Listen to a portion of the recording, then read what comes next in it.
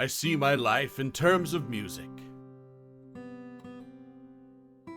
My passionate sense of social justice and social responsibility has always contrasted oddly with my pronounced lack of need for direct contact with other human beings and human communities. I am truly a lone traveler and have never belonged to my country, my home, my friends, or even my immediate family. With my whole heart, in the face of all these ties, I have never lost a sense of distance and a need for solitude.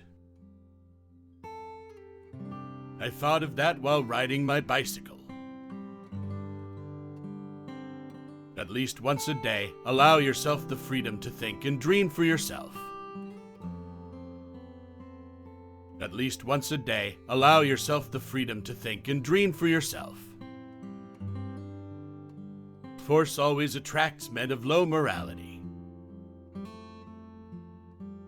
Great spirits have always encountered violent opposition from mediocre minds. A mediocre mind is incapable of understanding the man who refuses to bow blindly to conventional prejudices and chooses instead to express his opinions courageously and honestly. We experience ourselves, our thoughts and feelings as something separate from the rest, a kind of optical delusion of consciousness. This delusion is a kind of prison for us, restricting us to our personal desires and to affection for a few persons nearest to us. Before God, we are all equally wise and equally foolish. If most of us are ashamed of shabby clothes and shoddy furniture, let us be more ashamed of shabby ideas and shoddy philosophies. It would be a sad situation if the wrapper were better than the meat wrapped inside it. It seems to me that the idea of a personal God is an anthropological concept which I cannot take seriously. I also cannot imagine some will or goal outside the human sphere. Science has been charged with undermining morality, but the charge is unjust. A man's ethical behavior should be based effectually on sympathy, education, and social ties and needs. No religious basis is necessary. Man would indeed be in a poor way if he had to be restrained by fear of punishment and hope of reward after death. Solitude is painful when one is young, but delightful when one is more mature. Learning is experience. Everything else is just information. Everybody is a genius, but if you judge a fish by its ability to climb a tree, it will live its whole life believing that it is stupid. What really interests me is whether God had any choice in the creation of the world. The human spirit must prevail over technology. Teaching should be such that what is offered is perceived as a valuable gift, and not as hard duty. Never regard study as duty, but as the enviable opportunity to learn to know the liberating influence of beauty in the realm of the spirit for your own personal joy, and to the profit of the community to which your later work belongs. Imagination is more important than knowledge. No amount of experimentation can ever prove me right. A single experiment can prove me wrong. Nothing will benefit human health and increase the chances for survival of life on Earth as much as the evolution to a vegetarian diet. A table, a chair, a bowl of fruit, and a violin. What else does a man need to be happy? I don't try to imagine a personal God. It suffices to stand in awe at the structure of the world, insofar as it allows our inadequate senses to appreciate it. Excellence is doing a common thing in an uncommon way. Never do anything against conscience, even if the state demands it. We are in the position of a little child entering a huge library, whose walls are covered to the ceiling with books in many different languages. A child knows that someone must have written those books. It does not know who or how. It does not understand the languages in which they are written. The child notes a definite plan in the arrangement of the books, a mysterious order which it does not comprehend but only dimly suspects. Out of clutter, find simplicity. From discord, find harmony. In the middle of difficulty lies opportunity. How I wish that somewhere there existed an island for those who are wise and of goodwill. It gives me great pleasure indeed to see the stubbornness of an incorrigible nonconformist warmly acclaimed. You see, wire telegraph is a kind of a very, very long cat. You pull his tail in New York and his head is meowing in Los Angeles. Do you understand this? And radio operates exactly the same way. You send signals here, they receive them there. The only difference is that there is no cat.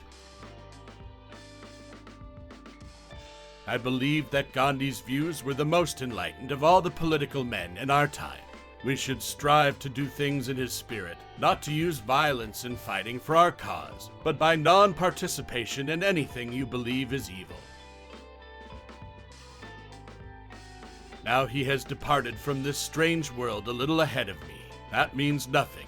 People like us, who believe in physics, know that the distinction between past, present, and future is only a stubbornly persistent illusion. Strange is our situation here on Earth. Each of us comes for a short visit, not knowing why, yet sometimes seeming to divine a purpose from the standpoint of daily life. However, there is one thing we do know, that man is here for the sake of other men, above all for those upon whose smiles and well-being our own happiness depends. Small is the number of them that see with their own eyes and feel with their own hearts. Be a loner. That gives you time to wonder, to search for the truth. Have holy curiosity. Make your life worth living. As our circle of knowledge expands, so does the circumference of darkness surrounding it. I believe in Spinoza's God, who reveals himself in the lawful harmony of the world, not in a God who concerns himself with the fate and the doings of mankind. Everything that is really great and inspiring is created by the individual who can labor in freedom. Intelligence is not the ability to store information, but to know where to find it. Unthinking respect for authority is the greatest enemy of truth. You do not really understand something unless you can explain it to your grandmother. Anyone who doesn't take truth seriously in small matters cannot be trusted in large ones either. Our separation from each other is an optical illusion. Everyone must become their own person, however frightful that may be. One cannot alter a condition with the same mindset that created it in the first place. To punish me for my contempt for authority, fate made me an authority myself. I am not a genius, I am just curious. I ask many questions, and when the answer is simple, then God is answering. Put your hand on a hot stove for a minute, and it seems like an hour. Sit with a pretty girl for an hour, and it seems like a minute. That's relativity. A society's competitive advantage will come not from how well its schools teach the multiplication and periodic tables, but from how well they stimulate imagination and creativity. He to whom this emotion is a stranger, who can no longer pause to wonder and stand wrapped in awe, is as good as dead. His eyes are closed. Do not grow old, no matter how long you live. Never cease to stand like curious children before the great mystery into which we were born. I believe in intuition and inspiration. Imagination is more important than knowledge, for knowledge is limited, whereas imagination embraces the entire world, stimulating progress, giving birth to evolution. It is, strictly speaking, a real factor in scientific research. Always do what's right. This will gratify some and astonish the rest.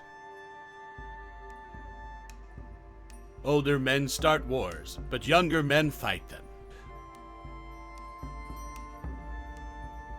The release of atomic power has changed everything except our way of thinking. The solution to this problem lies in the heart of mankind. If only I had known, I should have become a watchmaker. It occurred to me by intuition, and music was the driving force behind that intuition. My discovery was the result of musical perception. Adversity introduces a man to himself. Gravitation cannot be held responsible for people falling in love. How on earth can you explain in terms of chemistry and physics so important a biological phenomenon as first love? Put your hand on a stove for a minute, and it seems like an hour. Sit with that special girl for an hour, and it seems like a minute. That's relativity. The bigotry of the non-believer is for me nearly as funny as the bigotry of the believer. I do not at all believe in human freedom in the philosophical sense. Schopenhauer's saying, "A man can do what he wants, but not what he wants," has been a very real inspiration to me since my youth. It has been a continual consolation in the face of life's hardships, my own and others, and an unfailing wellspring of tolerance. This realization mercifully mitigates the easily paralyzing sense of responsibility and prevents us from taking ourselves and other people too seriously. It is conducive to a view of life which, in part, gives humor its due.